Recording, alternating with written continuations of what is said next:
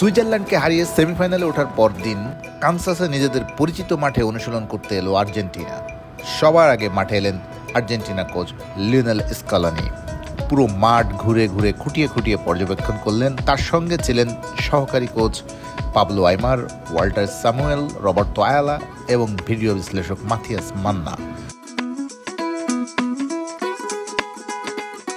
অনুশীলনে খেলোয়াড়দের মুখে হাসি দেখা গেল, মনে তাদের প্রশান্তি।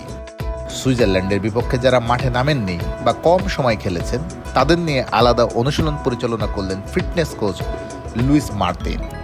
সব মিলিয়ে আর্জেন্টিনার এই দলের ছবিটা নির্ভার আর প্রাণবন্ত দেখালো।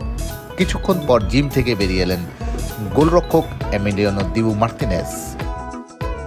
অনেককেই দেখা গেল, কিন্তু দলের প্রাণভোমরা লিওনেল মেসি কোথায়?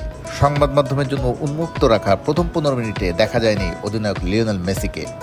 পরে জানা গেল মেসি তখন সময় কাটিয়েছেন জিমে। তিনি পরে মাঠে যোগ দেন। তার আগে ঘনিষ্ঠ সতীর্থ Rodrigo de Paul, Molina, Paredes, Julian Alvarez, Enzo Fernandez সহ সতীর্থদের সঙ্গে গল্প আড্ডায় সময় কাটান জিমে। আড্ডা ও জিম শেষে পুরো দল মাঠে নামে অনুশীলন করতে।